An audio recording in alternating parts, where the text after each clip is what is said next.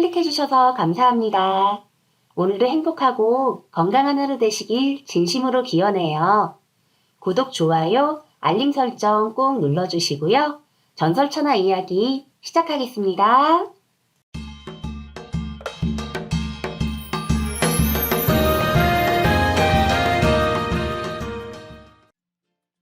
그새 약속한 10년이 지났건만 경상도 거창 땅 백석지기 김영감은 19 그 집 머슴총각 이석갑에게 이렇다 말 한마디 없었다.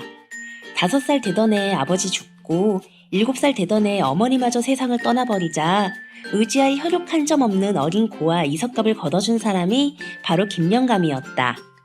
김영감은 이웃집 노인이 어머니 시신을 지게에 짊어지고 가 앞산자락에 묶고 온 그 여름날 오후 징징 울고 있는 이석갑의 손을 이끌고 옆 마을 한가운데 고래등 같은 자기 집으로 데려갔다.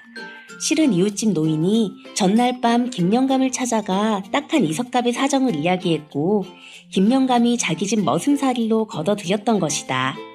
그날 밤 김영감은 어린 이석갑에게 다음과 같은 약속의 말을 했다. 우리 집에서 10년만 머슴살이를 해주면 좋은 배필을 구해 홀려 올려서 먹고 살 수 있도록 내 논을 떼어주고 살림을 차려주마. 이 말을 들은 이석갑은 그날부터 속골배기, 여물쓰기, 마당쓸기, 두업내기 등 농사일을 거들었고 나이 들어갈수록 고된 일을 배워나갔다. 어린 나이에 일을 배우기 시작하여 12살 때부터는 소몰고 쟁기질을 하는 등 드센 일을 도맡아 했던 것이다. 그러기를 어은 10년, 세경 한 톨 받지 않고 이석갑은 김영감의 약속만을 철석같이 믿고 머슴살이를 했던 것이다. 약속한 10년 지난 지가 언제인데 김영감이 왜 장가 보내줄 생각도 논 떼어 살림 차려줄 생각도 하지 않는 거지? 머릿속 가득 의문이 들어찬 이석갑은 그의 가을거지가 끝난 어느 오후 집 한 동치 새끼를 꼬고 있을 때 마침 사랑방에 들어온 김영감에게 물었다. 김영감님, 제가 어렸을 때 했던 약속은 어떻게 된 것입니까? 혼례도 치러주고 논도 떼어준다고 하시던. 이석갑의 물음에 김영감은 허연 수염을 쓰다듬으며 말했다. 그렇잖아도 그 약속을 내 기억하고 너를 장가들여 한 살림 차려줘야지 하고 벌써부터 고심하고 있던 터다. 회필이 될 만한 처녀를 구해 혼례를 올리자구나. 그럼 그렇지. 호화인 나를 거두어준 마음씨 좋은 김영감이 설마 약속을 까먹었겠어? 이석갑은 이제 자신과 혼인을 하게 될 여인이 과연 누구일까 궁금해지는 것이었다. 선녀같이 아름다운 고관대작 양반댁 규수는 절대 아닐지라도 비록 천한집에서 태어나 자신처럼 가난하게 살아갈지언정 온유월 돌담 밑에 피어나는 찔레꽃송이처럼 참하고 향기로운 그러나 소박한 꿈을 가진 처녀를 은근히 마음속으로 그려보는 것이었다. 생각해보면 참으로 서러운 인생이었다. 부모 죽고 어려 머슴살이 시작해 나이 들어 좋은 여자 만나 살림 차리고 사람답게 한번 살아보기 위하여 이를 악물고 살아온 날들이었다. 김영감의 아이들은 부모 잘 만나 만난 것 먹으면서 서책이나 읽으면서 할 일 없이 놀 때 이석갑은 하루도 손 쉴 틈 없이 흙일 굳은 일 마다 않고 부지런히 일했다. 그때마다 이석갑은 김영감이 약속한 그 날이 어서 오기만을 학수고대하고 순간순간을 이겨냈던 것이다. 그런데 곧 혼례식도 올려주고 살림을 차려준다니 이석갑은 김영감의 말에 당장 휘파람이라도 불 듯 기분이 좋아졌다. 두어 달 후 어느 눈 내리는 겨울밤 김영감이 사랑방에 들러 이석갑에게 느닷없이 다음날 초닷새날로 혼례 치를 날을 받았다며 준비를 하라는 것이었다. 날을 셈해보니 앞으로 열흘. 그런데 과연 신부는 누구란 말인가? 이석갑은 대뜸 궁금하던 것을 물었다. 김영감은 빙그레 웃으며 좋은 신부감을 구했으니 그때가 되면 알게 될 거라고 말하는 것이었다. 이석갑은 일순 불같은 궁금증에 휩싸였지만 더 이상 캐묻지는 않았다. 그런 이석갑이 자신의 배필로 결정된 처녀가 누구인지 알게 된 것은 그로부터 닷새 뒤였다. 이석갑이 석양에 소염을 쓸 구정물을 가지러 옆집에 갔는데 마침 그 집 늙은 한악이 말을 걸어왔다. 부모 죽고 고생스럽게 머슴살이 하더니만 혼례 치르게 되어서 잘 되었네. 신부들 칠순이도 불쌍한 애니까 서로 도와주며 잘 살게. 그 말을 들은 이석갑은 순간 까무러칠 지경이었다.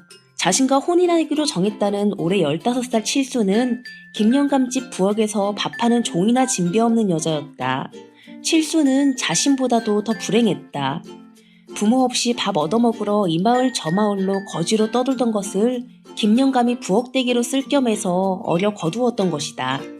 그런데다 칠수는 지질도 못생겼다. 곧 쓰러질 듯 몽당 마당비처럼 비쩍 마른 몸에 동태 눈깔처럼 멍한 눈빛이 마치 나는 바보요 하는 그런 인상이었다. 부엌에서 밥을 할 때나 설거지를 할 때 샘에서 물을 퍼 길어다 주던 이석갑은 그런 칠순을 바보라고 마구 윽박지르며 사정없이 발길로 걷어차곤 했다. 그럴 때마다 칠순은 부직갱이 얻어터진 강아지처럼 꼬리를 내리고 곧 울음을 터뜨릴 것 같은 얼굴을 아래로 떨어뜨리고는 그 자리에 풀썩 웅크려 앉아 코를 훌쩍이는 것이었다. 얼굴 어느 한 곳이라도 곱상하게 생겨먹었다면 측은하게 여기고 정이라도 주련만. 불행이 덕지덕지 엉겨붙은 그 모습에 정남이가 삼천리 밖으로 뚝 달아났던 것이다. 이상하게도 인간은 불행한 자신보다 더 불행한 인간을 보면 자신의 처참한 모습을 발견해서 그런지는 몰라도 따뜻한 마음으로 감싸주기보다는 더 모질고 사납게 구박하기도 하는 것이었다. 아무리 다시 생각해봐도 이석갑은 그런 칠순간은 도무지 혼인하지 못할 일이었다.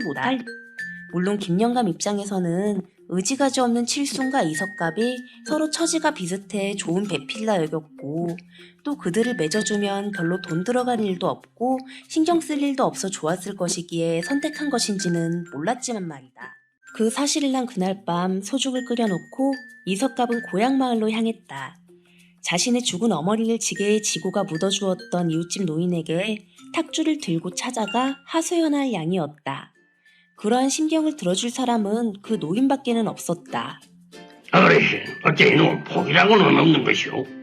고작 신부라는 게 그런 부모 없는 바보, 천치, 거지, 머저리, 칠순이란 말이오. 껌벅거리는 등잔불 아래서 술이 취한 이석갑은 머리가 허연 주름투성이 노인을 바라보며 소리쳐 울며 말했다. 뭐, 술론, 왜 그리 우느냐? 그 칠순이가 너에게는 하늘이 짝지어 맺어준 천생연분이다. 엉덩이도 펑펑 울기만하니 애도 잘 나올 거고 밥 잘하고 일 잘하고 그러니 살림도 잘할 것이야. 노인은 조용히 이석갑을 타이르는 것이었다. 어르신, 제가 지금 악담 들으려고 온 줄 아십니까? 이석갑은 노인을 바라보며 눈을 부라리고 소리치는 것이었다. 어느 가난한 시골집 곱상한 처녀라도 기대하고 있던 꿈이 일순 와르르 무너져버린 이석갑은 머리 끝까지 피가 끓어올랐던 것이었다. 노인은 그런 이석갑을 바라보며 어이없다는 듯 껄껄 웃으며 입을 열었다. 이놈아, 내 이야기 하나 들려주마. 옛날 함안 땅에 소금 장사가 소금을 팔러 다니다가 소금을 한 짐 짊어지고 개울을 건너는데 마침 물살에 고추가 떠내려오는 것이요. 그래서 얼른 그 통통하게 기다란 고추를 건져 붙잡고 썩었는가 하고 그 끝에 대보니 싱싱하거든. 그래 이놈이 지 그것보다 큰가 하고 얼른 바지춤을 가내리고 불알 옆에 대고 맞춰보니 이놈 고추가 딱 거기에 붙어버리더란다. 그래서 이런 소금장사 그것이 2개가 된 거요.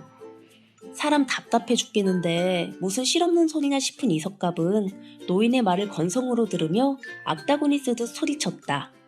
소금장사 그것이 2개라니 그 말이 되는 소리를 하세요 어르신. 이 미친놈아 계속 들어봐.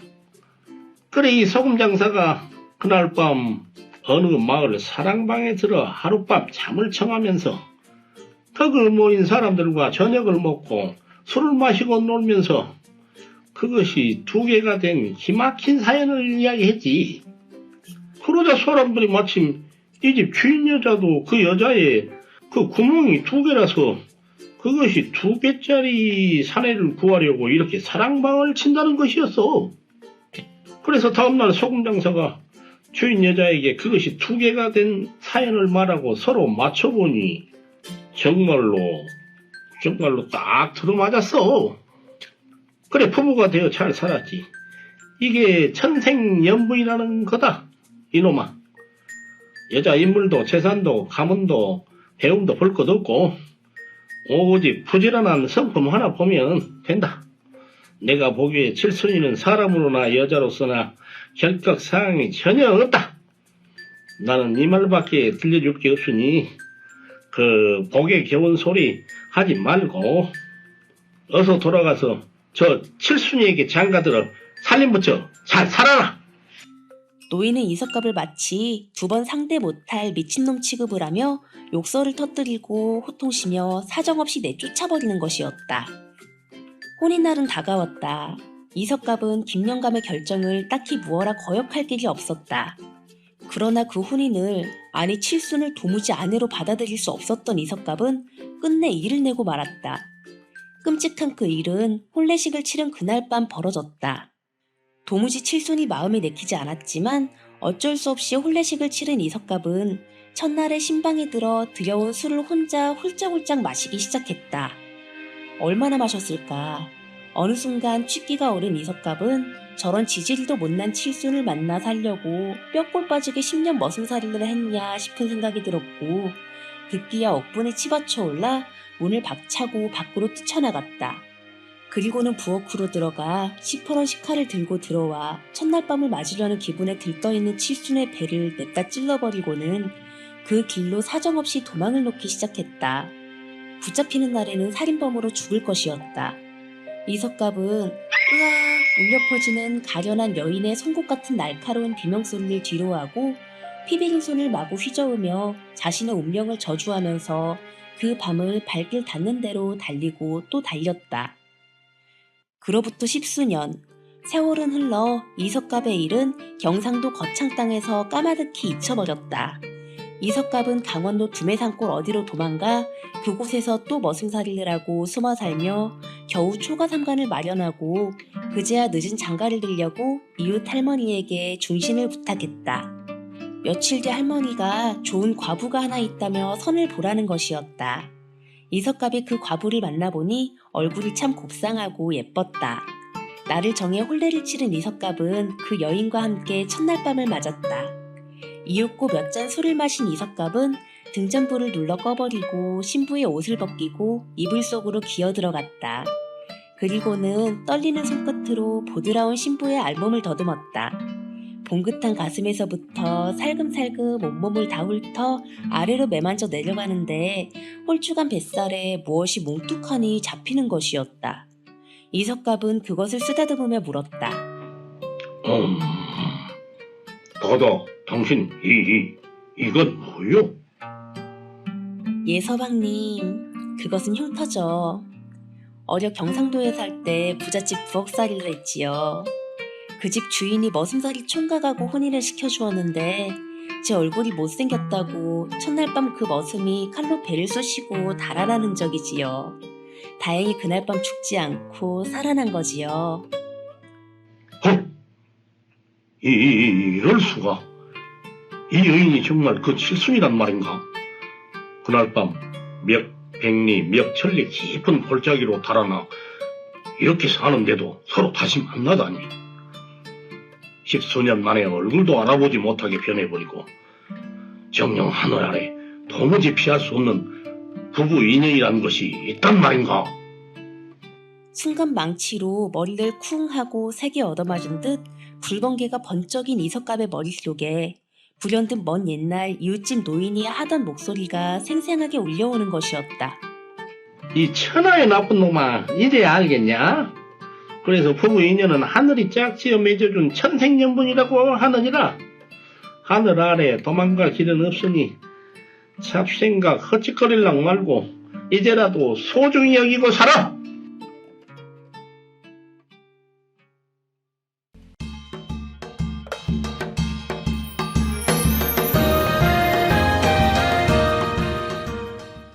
충청도 천안 땅 어느 산골에 형제가 살고 있었다.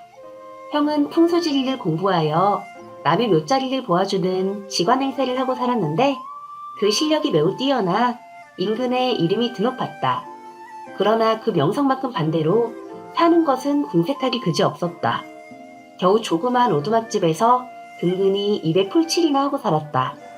거기다 자식복도 없었는지 영감 할멈 두 내외만 달랑 사는 것이었다.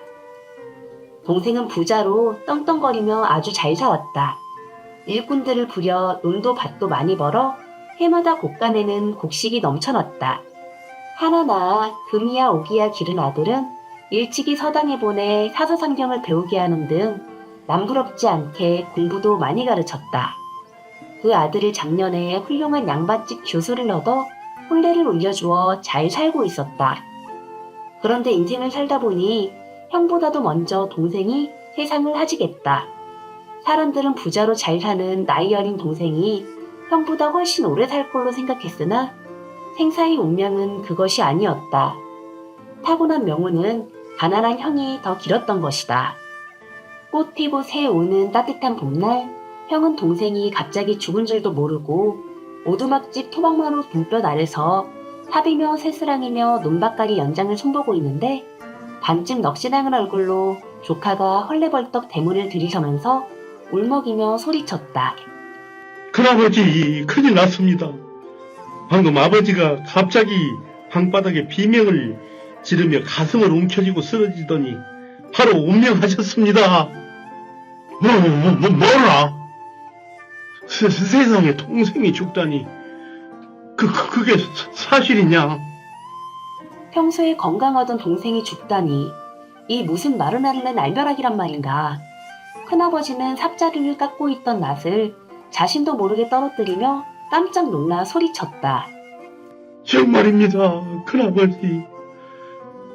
어서 집으로 가셔요. 큰아버지는 조카를 따라 동생 집으로 한달음에 달려갔다. 동생이 사는 고래등 같은 귀화집 방문을 열고 들어가니 동생이 방 한가운데 쓰러져 누워 숨이 멎어 있는 게 아닌가. 동생에게 달려들어 가슴을 풀어헤치고 얼굴을 쓸어보니 그새 온몸이 싸늘하게 식어가고 있었다. 그러나 어쩌랴, 이게 하늘 아래 살아가는 사람의 명운인 것을. 솟구치는 슬픔을 억누르고 큰아버지는 동생 장례 치를 준비를 서둘렀다. 일가 친척들에게 부고를 띄우고 관을 비롯한 장례용품을 사러 보내고 제사 지낼 각종 음식 준비에 문상객을 맞을 채비를 했다. 큰아버지, 드릴 말씀이 있습니다. 마을에 가까운 일가 친척들을 우선 불러 모아 일을 시키고 바쁘게 먹을 갈아 붓을 들고 부고장을 쓰고 있는데 조카가 다가와 큰아버지에게 말했다. 그래, 무슨 일이냐? 잠시 머뭇거리다가 조카가 입을 열었다. 아버님이 저리 운명하셨으니 큰아버지께서 좋은 묘자리를 좀 잡아주셔야 하겠습니다. 명직관이라고 소문이 자자한 큰아버지였으니 의당 묘자리는 그의 몫일 것이었다. 그렇구나. 큰아버지는 글씨를 쓰던 붓을 한 손에 멈춰들고 조카를 바라보며 고개를 끄덕였다. 3일장이니 오늘 내일밖에는 시간이 없었다. 묘자리부터 우선 잡아야 했다. 큰아버지, 서두르셔야겠습니다. 그 말을 들은 큰아버지는 잠시 깊은 생각이라도 잠긴 듯 쉬이 말을 꺼내지 않았다. 그래, 좋다. 내가 아버지 묘자리를 잡아줄 테니 너 내 하자는 대로 할 수 있겠느냐? 한참 만에 큰아버지는 이렇게 말하며 조카의 얼굴을 바라보았다. 예, 큰아버지. 큰아버지 말씀이라면 무슨 일이든 다 따르겠습니다. 조카가 공손하게 말했다. 그래, 좋다. 그러면 너와 내가 서로 약조를 할 사항을 문서로 써놓도록 하자. 그럴 수 있겠느냐? 큰아버지가 다짐을 주듯 단호하게 말했다. 예, 큰아버지. 그런데 어떤 사항을 저와 약조하여 문서로 써서 남기시려 합니까? 조카가 의아한 눈빛으로 큰아버지를 바라보며 말했다. 그게 다름이 아니라 내가 너의 아버지 묘자리를 잡아주는 대신 지금 네가 가지고 있는 집과 밭과 모든 재산을 다 나에게 주고 너는 지금 내가 살고 있는 오두막집으로 이사와서 살아라.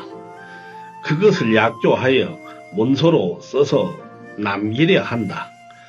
그렇게 할 수 있겠느냐? 큰아버지는 지금 묘자리를 잡아준 대가로 조카의 집과 농가 밭, 전 재산을 주라고 요구하고 있었다.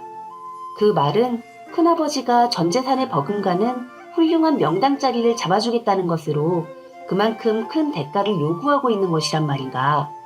아니면 큰아버지로서 많은 재산을 가지고 좋은 집에 살고 싶은 평소 자신의 억눌러왔던 욕망을 이번 기회를 노려 빌미를 삼아 순진한 조카를 과감하게 떠밀어내버리고 그것을 실현하려 한 것인가. 생각하기에 따라서는 매우 난감한 일이겠으나 그 말을 들은 조카는 잠시 머뭇거리다가 별다른 기색도 없이 태연하게 곧바로 입을 열었다. 예, 큰아버지. 돌아가신 아버지를 위하여 큰아버지가 원하신다면 그렇게 하겠습니다. 그래, 좋다. 그렇다면 우리가 지금 서로 약조한 사항을 문서로 여기 써서 남기자구나.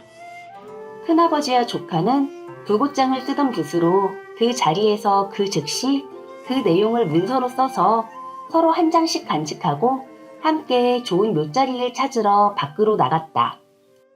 마을 뒷산 고개 넘어 인적이 드문 산 능선과 밭자락이 서로 맞닿은 푸른 풀이 돋아난 양진역에 이르자 유심히 어느 한 곳을 뚫어지게 바라보고 서 있던 큰아버지가 말했다.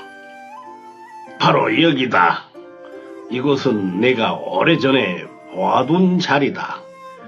이 자리에 아버지를 모시면 내 뒤에 바로 정승 판서가 나올 것이다. 이곳 이상 좋은 명당 자리가 이 일대에는 없느니라. 아, 큰아버지, 여기가 그렇게 좋은 명당인가요?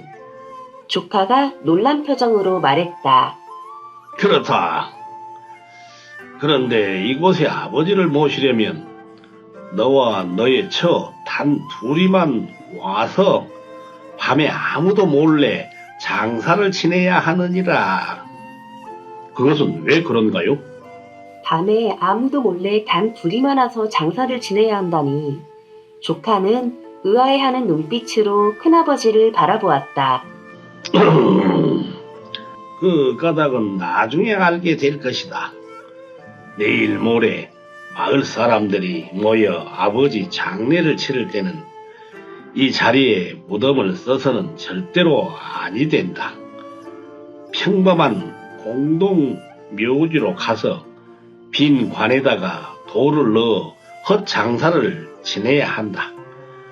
그리고 사람들이 다 돌아간 그날 밤 너와 너의 처가 사람들 눈을 피해 아버지 시신을 지게에 지고 와서 이곳을 파고 장사 지내야 한다.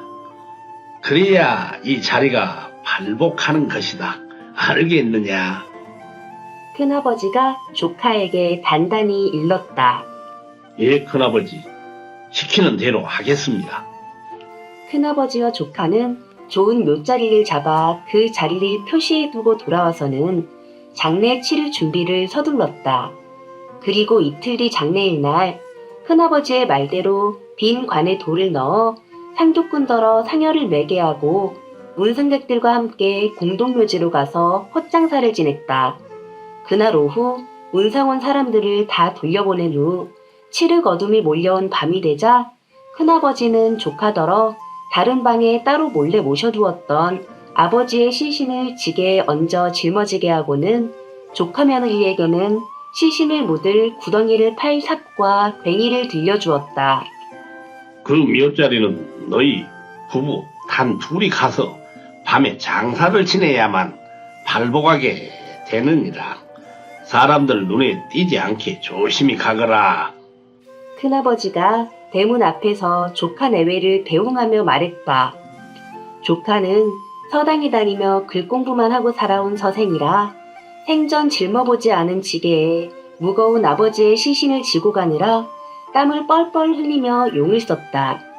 조카 며느리가 뒤에서 연장을 든 손으로 지게를 받치고 둘은 좋다는 그 명당자리를 향해 산고개를 낑낑대며 힘겹게 넘어갔다. 동산에 두둥실 밤하늘에 떠오른 환한 달빛을 받으며 땀을 뻘뻘 흘리며 명당자리에 겨우 도착한 조카는 쉴 틈도 없이 아버지 시신을 묻을 광중을 팠다. 한 번도 해보지 않은 삽질에 괭이질이 잘 될 리 없었다. 한참 동안 죽을 힘을 다해가며 겨우 흙을 파는 뒤 큰아버지가 가르쳐준 대로 시신을 안장하고는 조심스럽게 흙을 덮어 조그마한 무덤을 만들었다. 삽으로 흙을 퍼 올려다지고 어느덧 무덤을 다 만들었다고 생각한 부부가 음식에 술을 부어 올리고 절이라고는 주섬주섬 짐을 챙겨 막 돌아서려는데 순간 컴컴한 허공에서 두런두런 이상한 소리가 들려왔다. 에이, 뭐야? 누가 이 더러운 것을 여기 묻어놨어? 에이, 더러워라. 이게 무엇일까? 귀신의 소리일까? 아니면 사람의 소리일까? 깜짝 놀란 부부가 무덤 쓴 곳을 뒤돌아보니 어느 결에 그 흙더미가 다 파헤쳐져 있는 데다가 아버지의 시신이 무덤 밖으로 나와 있지 않은가. 여보, 이거 큰일이요. 아버지 시신이 무덤 밖으로 나와버렸어. 조카가 깜짝 놀라 소리쳤다. 아이고 머니나, 정말이네. 어서 다시 가서 묻어야 되겠어요. 조카의 아내가 소리쳤다. 두 내외는 돌아서려던 발길을 멈추고 그곳으로 가서 다시 삽을 들고 시신을 묻을 광중을 힘들게 팠다. 이번에는 그런 이상한 일이 일어나지 않겠지 하고 조카는 더욱 정성스럽게 아버지 무덤을 만들었다. 그런데 그게 아니었다. 힘들게 무덤을 다시 만들고 조카가 빈지게를 짊어지고 막 돌아서려던 순간 또 컴컴한 허공에서 두런두런 이상한 소리가 들리는 것이었다. 아이고, 누가 여기다가 이 더러운 것을 또 묻었냐? 이 못된 놈들이? 에고 더러워라! 에고 더러워! 정말 귀신에게 단단히 홀리기라도 한 것일까? 두 내외가 깜짝 놀라 뒤돌아보니 웬걸? 아버지 시신이 또 무덤 밖으로 나와 있지 않은가? 저 두렁거리는 소리가 귀신인지 헛기비인지 온몸에 소름이 돋도록 두렵기도 하고 또 지칠 대로 지쳐버린 탓에 정말 아버지만 아니라면 그냥 내팽개쳐버리고 걸음아 날 살려라 하고 도망가버리고 싶은 마음이 굴뚝 같았으나 예서 죽는다고 하여도 그럴 수는 없었다. 더구나 큰아버지가 가르쳐준 정승판서가 나온다는 그 좋다는 대명당 자리가 아닌가. 기진맥진한 조카는 다시 아버지 시신을 묻을 광중을 파려고 삽을 들고 죽을 힘을 다해 흙을 떠서 퍼 올리기 시작했다. 그런데 일을 해보지 않은 솜씨라 애초에 서툴고 느린 데다가 더구나 같은 일을 반복하면서 잔뜩 지치기까지 하였으니 제대로 삽질이 될 리 없었다. 삽질하는 팔이 온통 후들후들 떨리는 것이었다. 그의 아내가 옆에 앉아서 땀을 뻘뻘 흘리며 고군분투하는 남편의 모습을 보고 있다가 말했다. 여보, 이리 나오세요. 제가 좀 할게요. 잠시 쉬세요. 그러다가 큰일 나겠어요. 조카의 아내가 삽을 들고 달려들어 서너 삽 흙을 파내려 갔다. 그러나 치마 저고리가 몸에 걸리고 거추장스러워 삽질하기가 무척 어려웠다. 조카의 아내는 무슨 생각을 했는지 저고리며 치마를 훌렁 벗더니 널따란 속옷 하나만 달랑 걸쳐 입고는 땀을 흘리며 삽질을 하는 것이었다. 대낮처럼 밝은 환한 달빛에 비친 그 모습을 옆에 앉아서 가만히 지켜보던 젊은 조카는 순간 사내로서의 뜨거운 마음이 불끈 동했다. 아버지 시신을 모시는 엄숙한 자리에서 그런 별스런 생각이 다 치밀어 오르는 것이 쑥스러워 겨우 참고 있었다. 그러나 널따란 아내의 얇은 속옷이 펄렁거리는 삽질하는 미끈 풍만한 거의 나신과 같은 모습을 바라보면 바라볼수록 자신도 모르게 뜨거운 피가 사납게 용솟음 치는 것이었다. 여보, 도무지 안 되겠어. 자자, 잠시 이리 좀 나오시구려. 조카는 참을 수가 없어 아내의 손을 잡아 끌었다. 이 이는 아버님 장사 지내는 자리에서 불결하게 무슨... 조카의 아내가 사납게 눈을 흘겼다. 모르겠소. 큰아버지께서 이 자리가 정승판서가 날 명당 자리라고 하더니 필시 이렇게 하라는 하늘의 신기한 조화 속인지도 모르지 않겠소. 조카는 그렇게 말하면서 제 아내를 사납게 덥석 끌어안더니 그 옆 풀바디에 마구잡이로 쓰러뜨려 눕히는 것이었다. 아이고, 이는 누가 보면 어쩌려고. 아이 참. 그 둘의 위로 한바탕 격렬한 폭풍이 일고 있었다.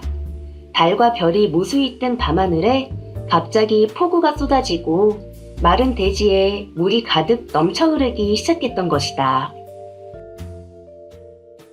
한참 후 화라산처럼 높은 격정으로 치달았던 둘의 호흡이 다시 고요하게 가라앉더니 이내 평온이 찾아왔다. 정말 귀신이라도 단단히 홀린 것일까? 아버지 시신을 옆에 두고 이게 무슨 해괴망측한 일인가? 조카와 조카며느리는 정신을 얼른 차리고 일어나 흐트러진 몸을 가지런히 했다. 그리고는 서로 합심하여 다시 아버지 시신 묻을 광중을 팠다. 조심스럽게 그곳에 시신을 안장하고 정성껏 무덤을 만들었다. 한참 후에 일을 마친 부부가 이제는 잘 되었겠지 하고 이마에 흐르는 땀을 씻으며 지게며 연장을 챙겨 돌아가려는데 또 두런두런 그 소리가 들려오는 것이었다.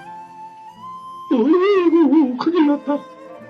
삼장수 육판사 할아버지가 여기 묻혔는데, 아이고, 무서워라. 어서 도망가자, 어서 도망가. 그 소리를 듣고 보니 전과는 다른 소리였다. 돌아보니 무덤이 그대로였다. 조카는 귀신들이 하는 소리를 듣고는 분명 큰아버지가 정승판서가 난다는 좋은 명당자리를 잡아준 게 틀림없다고 생각했다. 두 부부가 가까스로 아버지 무덤을 쓰고 산을 내려가니 그새 벌겋게 동이 터오르고 있었다. 그날 이른 아침 조카는 잠도 이루지 못하고 큰아버지를 찾아갔다. 마침 큰아버지도 간밤에 조카가 제 아버지 무덤을 잘 썼는지 궁금하던 터라 그 집으로 가보려고 막 대문을 나서려는 참이었다. 큰아버지가 대문을 들어서는 조카를 보고 말했다. 어젯밤에 아버지를 내가 가르쳐준 그 자리에 잘 모셨느냐? 예, 큰아버지. 가르쳐준 대로 잘 모셨습니다. 조카가 말했다. 그래. 그런데 장사를 지낼 때 무슨 근심스러운 일은 없었느냐? 예, 큰아버지. 사실은 처음에 무덤을 쓰고 돌아오려는데 컴컴한 허공에서 웬 귀신이 더러운 것을 여기 묻어놨냐고 두런거려 돌아보니 무덤을 파헤치고는 시신을 끌어내 놓아버렸더군요.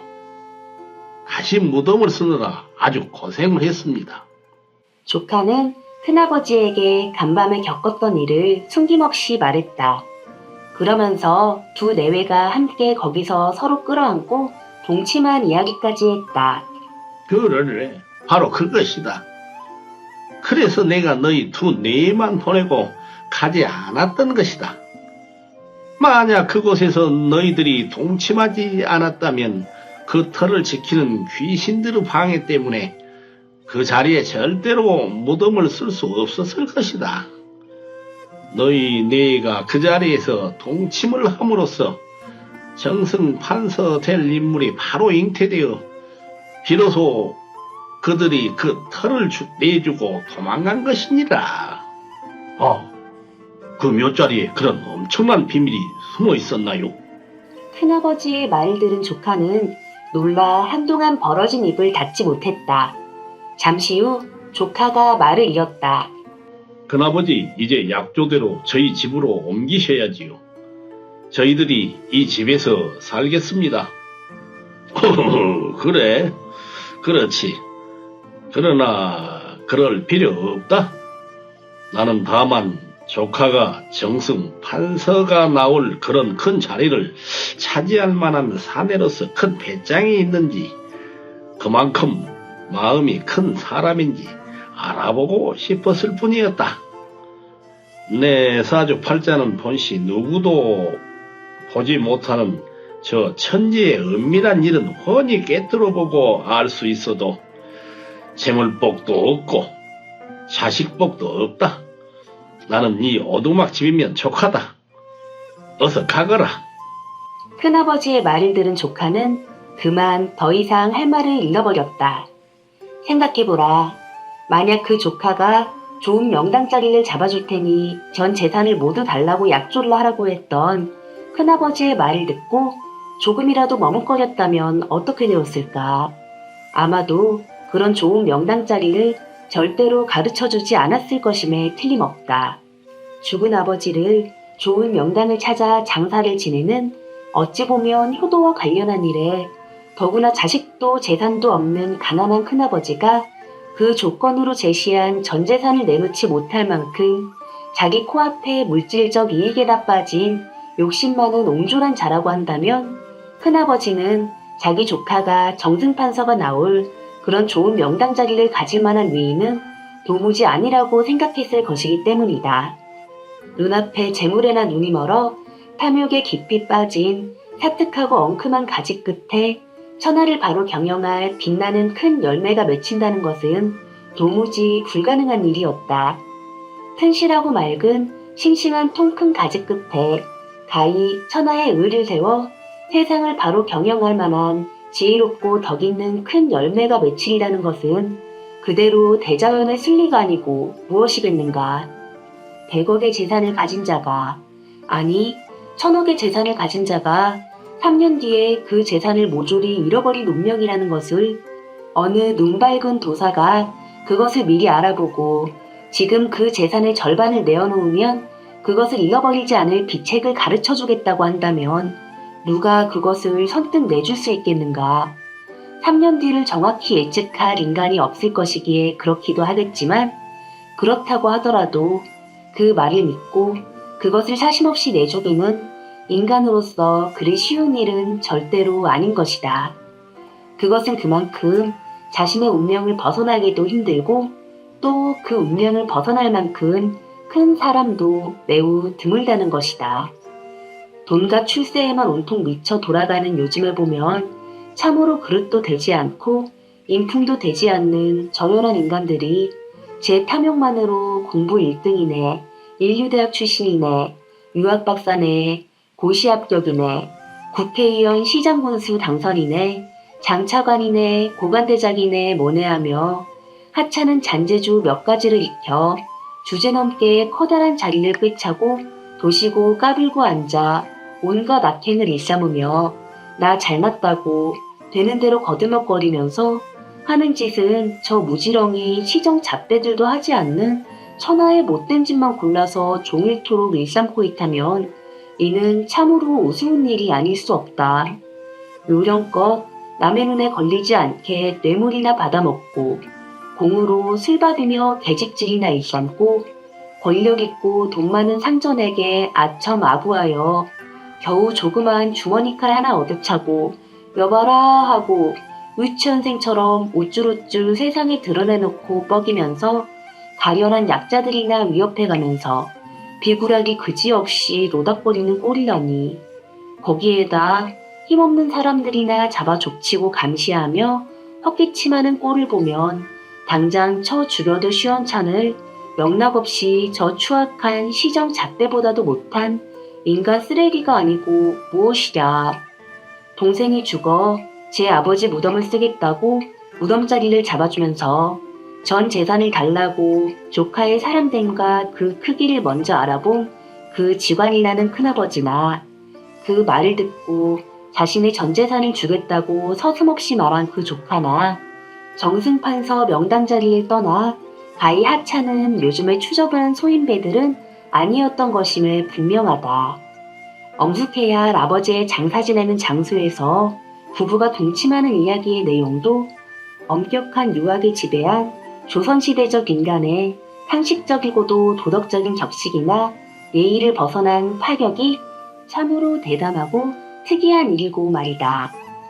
그러기에 그런 사람 정도 되어서야 자식에게 참된 인간의 도리며 지도자의 덕목을 제대로 가르칠 수가 있겠고 또 일국의 정승판서가 되어도 그 정승판서 역할을 제대로 할 수 있지 않겠는가. 그러니 저 귀신들이 무서워 도망간 것만큼이나 백성들도 그를 마음으로부터 존중하고 숭앙했지 않았겠는가 싶다. 그 자리에 무덤을 쓴 날 아이를 갖게 된 조카 며느리는 큰아버지의 예언처럼 10달 뒤에 아들을 낳았고 그 아들이 커서 훗날 정승 판서가 되었다고 한다. 그리고 조카는 커다란 집을 지어 큰아버지를 그리로 이사하게 하고 평생 동안 잘 모셨다고 한다.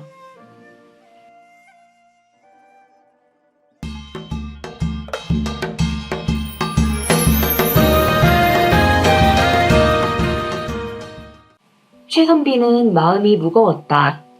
과거 시험날은 바득바득 다가오고 남도라 끝자락 나주땅 여기에서 한양 천리길 과거 시험장에 가려면 적잖은 여비가 들 것인데 아직 한 푼의 여비도 마련하지 못하였으니 가슴이 바삭바삭 탔다. 더구나 과거 시험을 보는 대로 낙방을 했으니 이제 최선비의 나이 40.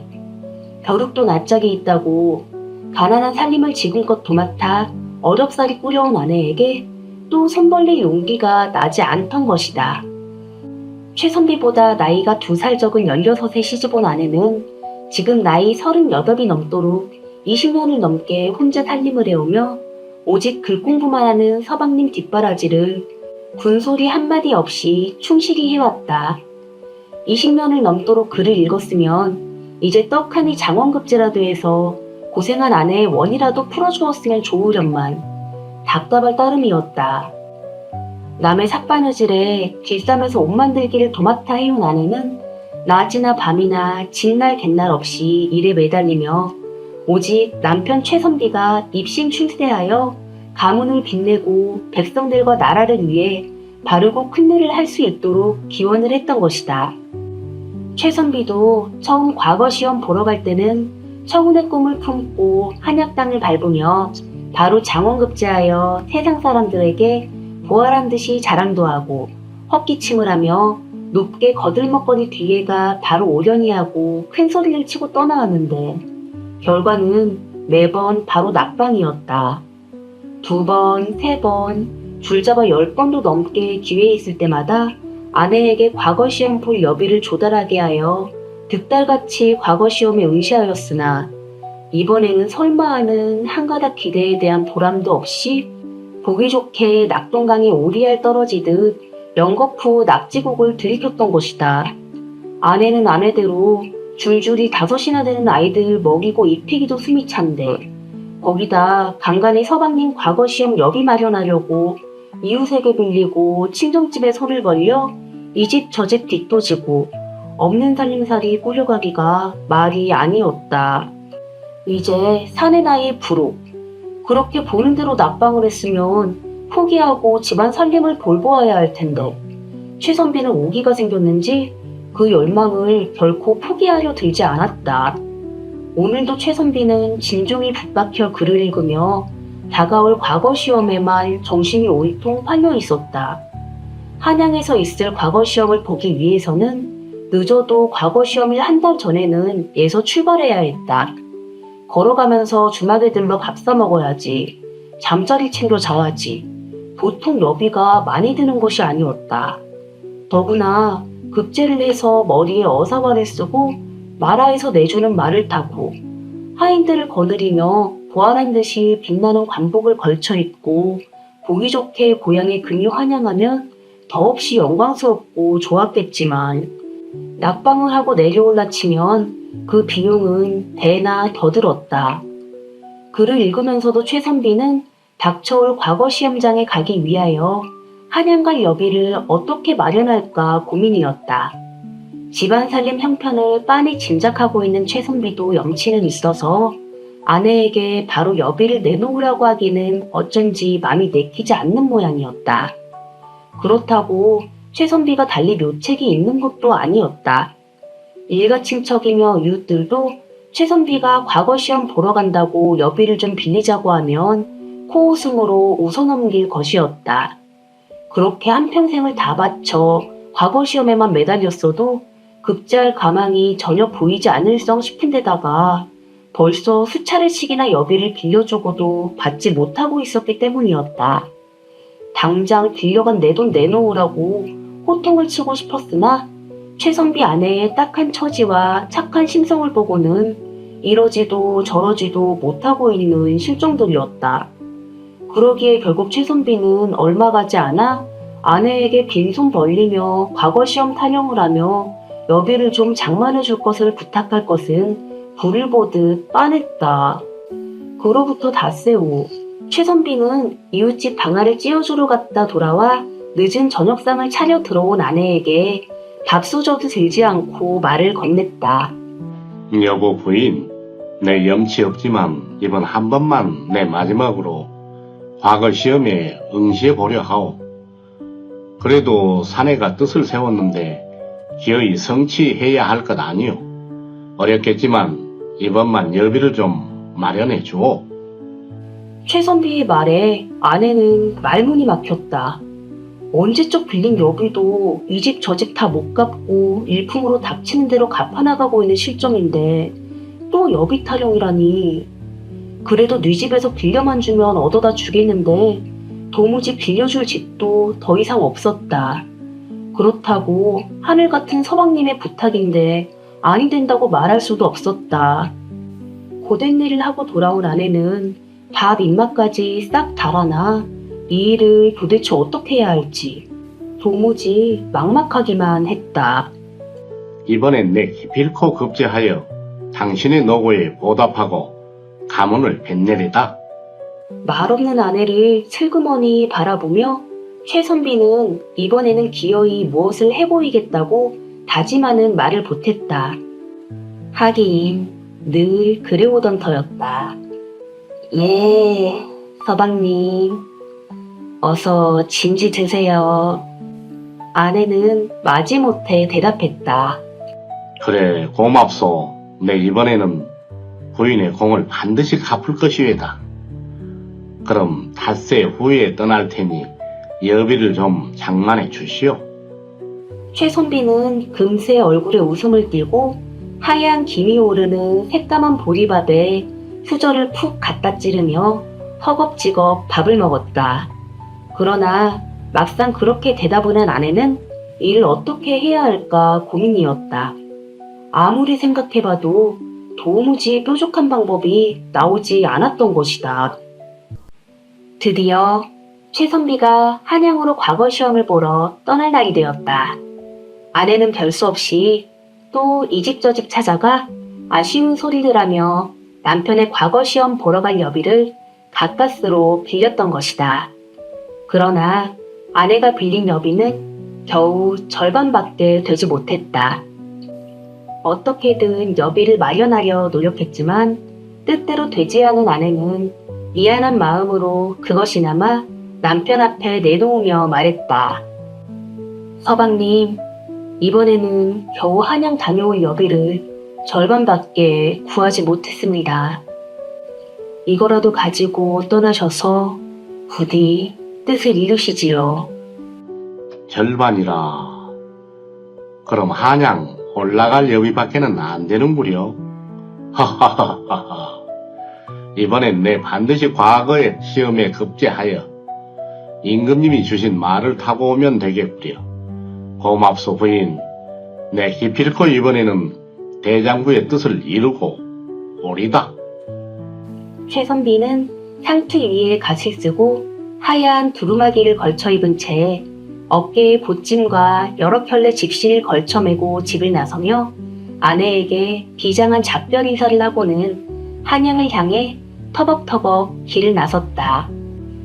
꽃샘바람 몰아치는 동네 올밑에 매화꽃 피고 산속 절 뒷산에 동백꽃 피는 이른 봄길을 걸어 함께 과거 보러 가는 여기저기 청혼의 꿈을 품은 여러 선비들을 만나 밤에는 주막집에 들어 밥 사 먹고 자고 낮에는 부지런히 길을 걸어 이윽고 한양에 당도했다. 춘삼월 호시절이라고 한양 땅에 당도하니 기와집들이 질비하게 늘어선 높은 담장 사이로 새로 난 푸른잎 사이 꽃 피고 새 울어 봄바람이 온 장안을 따뜻하게 핥고 지나갔다. 최선비는 떨어져가는 여비를 생각하고는 이번에는 과거 시험에 반드시 급제하여 금이환양해야겠다고 마음을 다잡았다. 드디어 과거 시험날이 되어 허름한 주막집 방에서 초조하게 지내던 최선비는 대궐 안으로 들어가 시험을 치르게 되었다. 보니 시제도 마음에 들어 일필휘지로 글을 적어 맨 처음으로 답안을 냈다. 최선비는 의기양양했다. 며칠 뒤 시험에 급제한 사람들 명단 발표방이 대궐 담벼락에 붙었다. 최선비는 이번에야말로 제 이름이 맨 처음은 아니더라도 아무렴 맨 끄트머리라도 있겠지 하는 기대를 잔뜩 하고 떨리는 가슴을 부여잡고 방 앞에 섰다. 그런데 위아래로 좌우로 샅샅이 눈을 씻고 찾아보아도 최선비의 이름 석자는 없었다. 설마 그럴 리가. 이번에 과거 시험은 시제가 매우 쉽다고 생각하고 바람처럼 적어냈는데 이번에도 낙방이라니.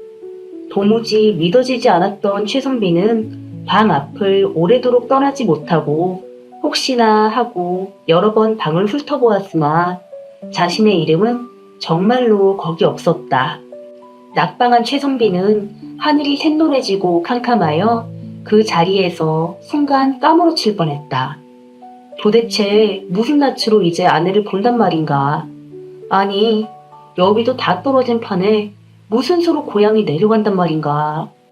평생을 바쳐 오직 한 길만 걸어왔는데 이번에는 하는 비대가 막상 물거품이 되어버리자 최선비는 길이 장탄식을 했다.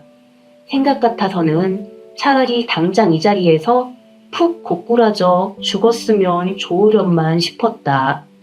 그렇다고 생목숨을 바로 끊을 수는 없는 노릇이어서 그 자리를 바로 피해 달아나 허름한 주막집 구석방에 엎어져 진종일 술을 마셨다. 술로나마 우선 괴로운 심사를 달래고 싶었던 것이다. 그러나 술이 들어갈수록 자신의 무능에 대해 세상에 대해 알지 못할 울분이 자꾸 치받쳤다.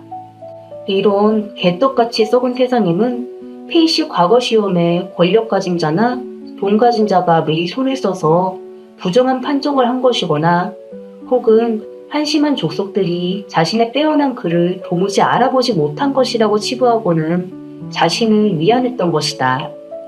그런데 술이 얼큰이 취한 최선비의 머릿속을 조금 전부터 퍼뜩 스쳐가는 생각이 있었다. 기왕지사 집에 내려갈 여비도 없는 데다가 인생을 다 바쳐 글 공부만 해오며 지금껏 과거 시험만 줄곧 보아온 터라 살림만 탕진해오며 마음 여린 아내 뼈 빠지게 고생만 시켜 우려먹고 아이들 못 입히고 못 먹였으니 이 부조리 가득한 아수라장 세상에 세상 잘 만나 속 편하게 떵떵거리고 잘 사는 위 대갓집 하나 골라 도둑질 한탕 크게 해서 내려가자는 별 뚱딴지 같은 사악한 생각이 자꾸만 밀려들었던 것이다. 최선비는 그날 밤 어떻게 잠이 들었는지도 모르게 술에 취해 쓰러졌다. 아침 늦게 일어난 최선비는 속이 타서 머리맡에 놓아둔 냉수를 벌컥벌컥 들이켰다. 언제 쓰러져 잤을까? 아마도 주막집 주모가 술상을 내가고 냉수를 방문 앞에 놓아둔 듯 싶었다. 냉수를 마시며 최선비는 어젯밤 쓰러지기 전 최후로 먹은 모진 생각이 언뜻 뇌리에 스치는 것을 떠올리고는 그것을 대담하게 현실화시키며 다시금 굳은 결심을 했다. 아내가 마련해준 여비가 다 바닥나가고 과거 시험에도 낙방한 희망 없는 최선비에게는 스스로 목숨을 끊어버리는 그 외에 이 막다른 난국을 극복하고 헤쳐가려면 집으로 돌아갈 여비라도 마련할 도둑질이라도 할 밖에 달리 선택의 방법이 없었던 것이다. 최선비는 늦은 아침에 주모에게 더운 국밥 한 그릇을 시켜 말아먹고는 구석진 방을 뒹굴며 이제는 하루 종일 도둑질에 대한 구상만 했다. 밤이 깊어지고 사람들이 모두 깊은 잠에 골아떨어지면 슬그머니 어느 부잣집 담을 잽싸게 넘어 대담하게 안방으로 들어가 장롱이나 금고를 뒤져 엽전꾸러미를 훔치거나 귀한 금, 은, 회물을 손에 넣고 다시 슬그머니 돌아오면 될 것이었다. 그러나 그것이 어찌 말처럼 쉬운 일이겠는가. 그날 밤이 깊었다. 최선비는 도둑고양이처럼 슬그머니 주막집을 빠져나와 한양 땅을 골목골목 뒤지며 어디 도둑질을 해도 좋을 집이 없을까 하고 기웃거리며 물색을 시작했다. 그러나 막상 도둑질을 하려고 나서니 그도 못할 짓이었다. 높은 담 넘기, 살금살금 안방으로 기어들어가기, 들키지 않게 장롱이나 벽장 뒤지기, 재빨리 도망쳐 나오기, 이런 것들이 고도의 순발력과 상당한 체력을 필요로 하는 기민하고 민첩한 힘든 운동 작업들이라서 매일 방에 앉아 글 공부나 하던 사람으로서는 도무지 쉬운 일이 아니었던 것이다. 그렇다고 여기서 물러날 수도 없었다. 고향집에까지라도 돌아갈 여비라도 장만할 양이면 아무래도 도둑질을 해야만 했다.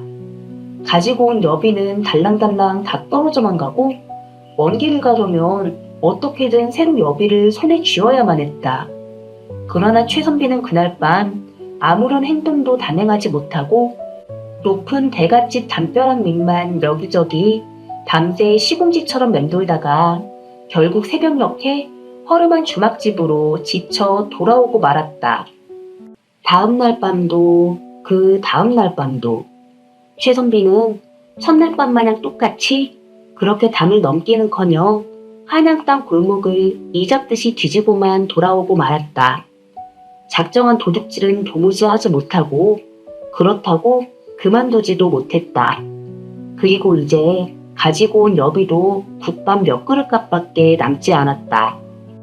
이러다가 한양 땅에서 영영 고향으로 내려가지도 못하고 거리에서 굶어 죽는 것은 아닌가 싶었다.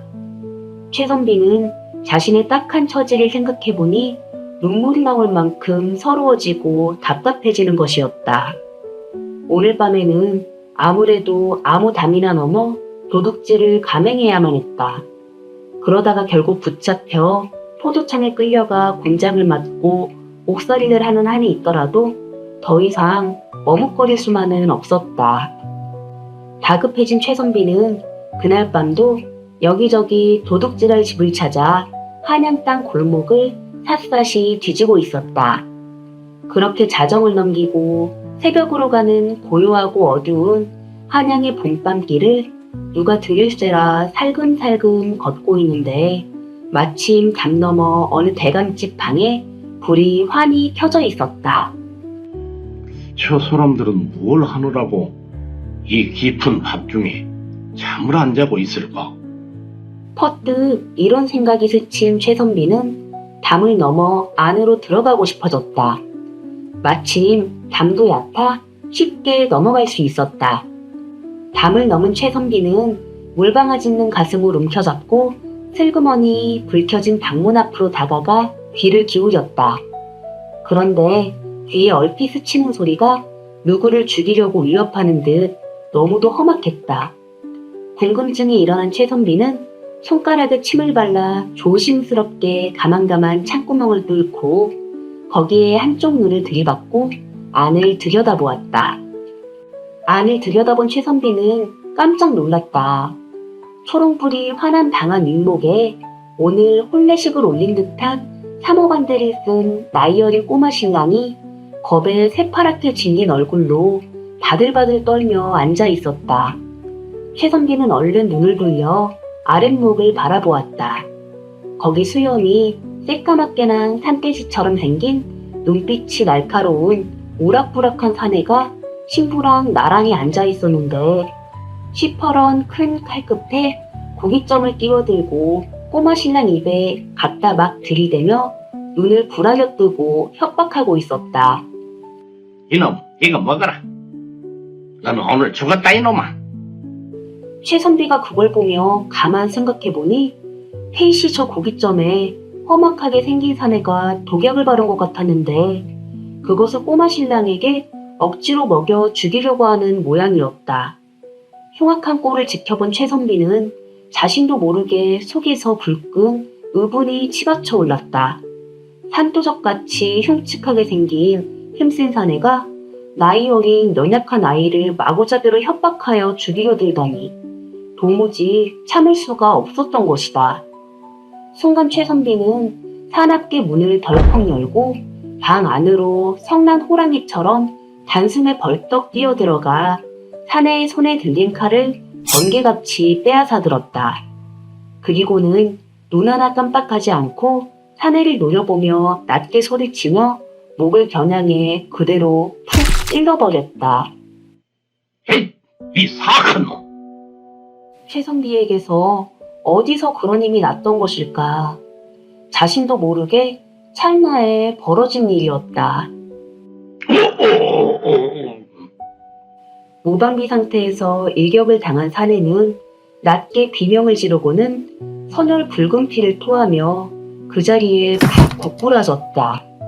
이를 지켜본 꼬마 신랑과 신부는 너무나 순식간에 일어난 일이라 비명도 지르지 못하고 혼비백산 새하얗게 질린 얼굴로 눈을 동그랗게 뜨고는 가만히 최선비 얼굴을 바라만 보고 있었다. 순간 제정신이 돌아온 최선비는 손에 들린 칼에 붉은 피가 흐르는 것을 발견하고는 자신이 끔찍한 살인을 했다는 것을 깨달았다. 최선비의 손에 들린 칼이 방바닥으로 떨어져 굴렀다. 최선비는 곧바로 방을 뛰쳐나와 걸음아 날 살려라 하고 재빨리 담을 넘어 주랭랑을 놓았다. 그 길로 허름한 주막집 방에 헐레벌떡 한달음에 당도한 최선비는 풀어놓은 자신의 짐도 미처 챙기지 못하고 누가 알세라 그 밤에 고향 가는 길을 향해 마구 내달았다. 자신이 살인을 했으니 이제 붙잡히기라도 하는 날에는 포도청에 끌려가 죽임을 당할 게 분명했던 것이다. 최선비는 그야말로 거지 행색으로 이 집 저 집 기웃거리며 거림처럼 밥을 얻어먹고 길가 방앗간이나 남의 집 헛간에 누워 잠을 자면서 하루하루 줄인 배를 움켜쥐고 고단한 길을 걸어 고향집을 향해 가고 있었다. 재수 좋은 날은 뉘집 해갑잔치나 초상난 집을 만나 고기에 밥에 술사발도 얻어마시고 어떤 날은 부잣집 따뜻한 사랑방에 들어 고된 몸을 쉬어갈 수도 있었으나 대부분은 누더기 걸친 거짓 신세로 남의 집 헛간이나 여기저기 흙바닥을 뒤굴며 비참한 몰골이 되어 귀향을 했던 것이다. 그렇게 최선비가 죽지 않고 집에 돌아온 것은 모내기가 시작되는 5, 6월 농사철이었다. 과거 시험에 낙방했더라도 서방님이 몸이라도 건강하게 무사히 잘 돌아오기를 매일 기원하며 아이들을 기르며 고된 일에 시달리고 있던 아내가 어느 날 남의 집일을 하고 집에 돌아왔는데 온통 해진 누더기를 걸친 몰골이 험상궂은 웬 거지 하나가 비틀비틀 쌀이대문 안으로 들어오는 것이었다. 자세히 보니 서방님이었다. 과거 시험이고 나발이고 죽지 않고 돌아온 것만도 너무나 반가워 아내는 거지 몰골에 비쩍 야윈 서방님을 뜨거운 눈물로 맞이하였다. 서방님, 당신 아닌가요? 네네네, 미안먹구려. 미안하구려. 최선비는 말끝을 흐렸다. 서방님, 다 제 탓입니다.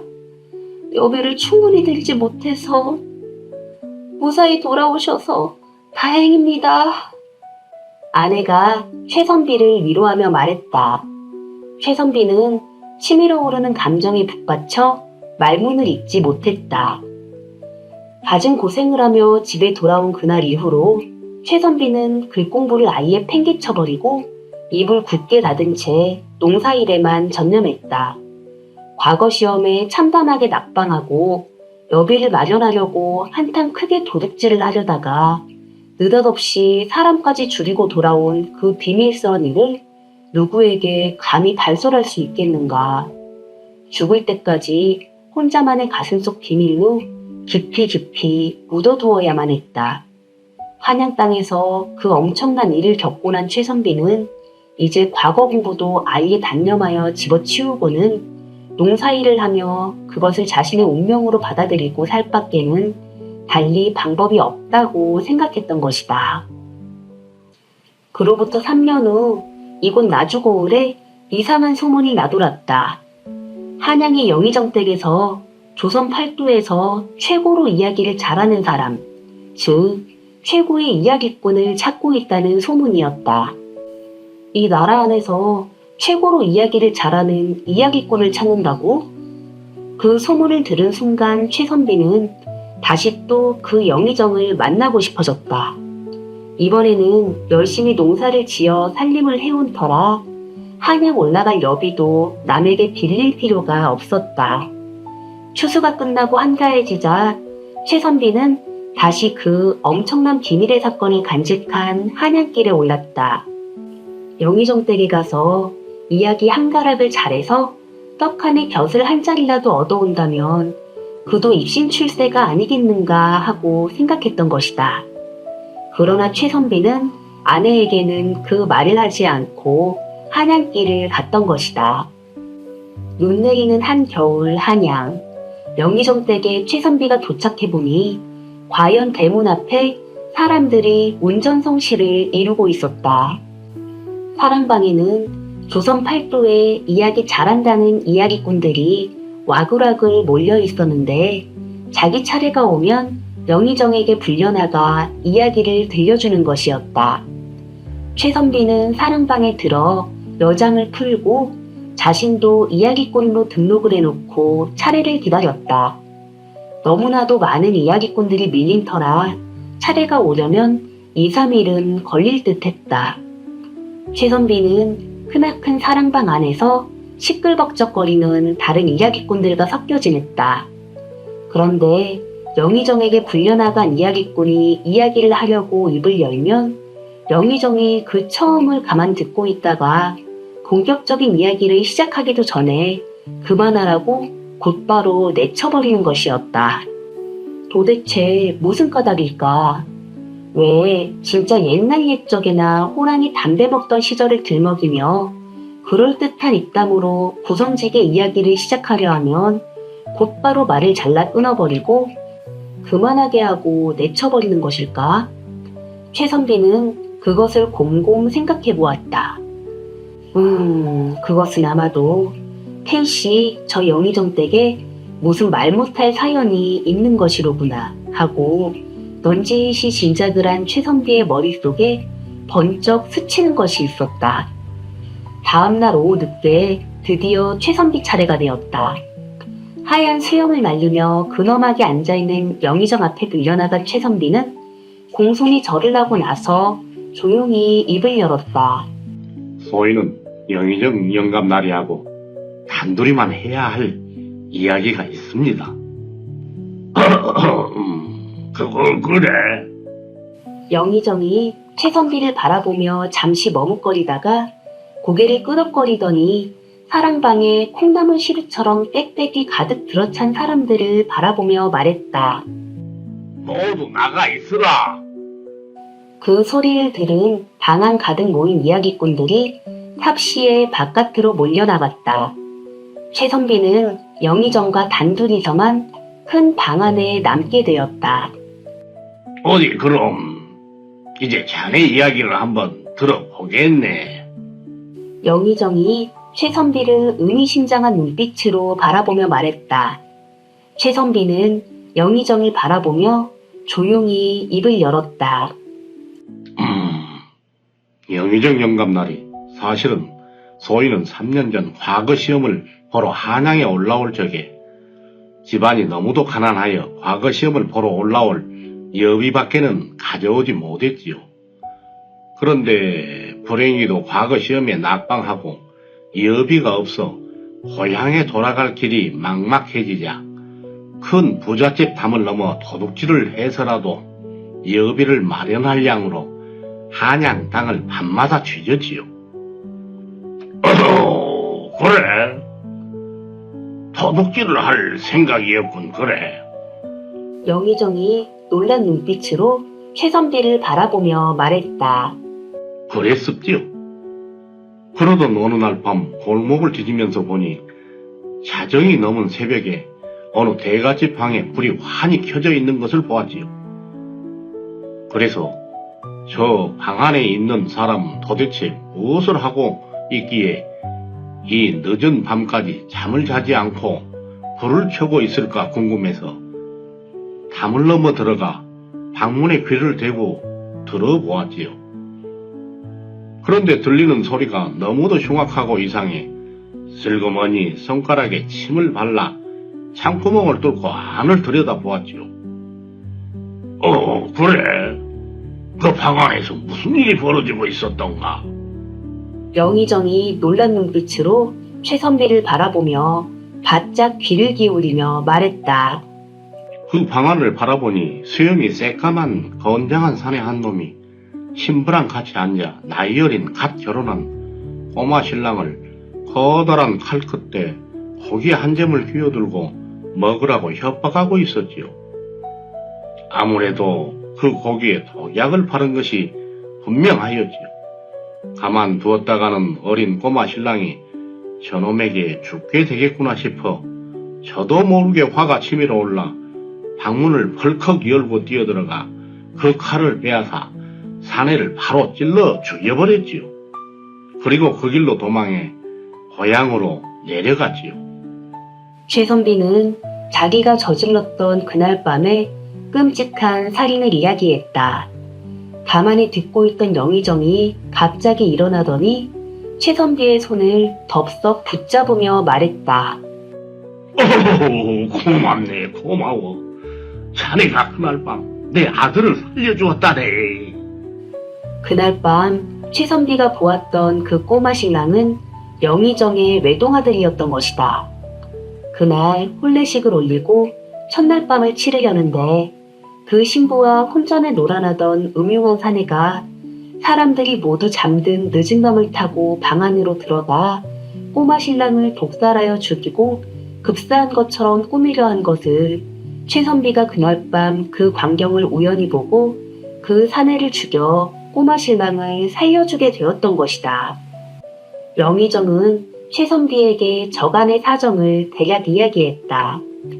3년 전 그날 밤 최선비의 칼을 맞고 죽은 사내가 혼전의 신부와 정을 통하던 놈이었는데 꼬마 신랑인 아들을 독살하여 죽이려 한 순간에 누군가 문을 열고 뛰어들어와 사내의 칼을 빼앗아 그를 죽여 아들의 목숨을 살려준 것을 알고는 너무도 고마워서 반드시 그 은인을 찾아 그 은혜를 갚아야겠다고 마음먹었던 것이다.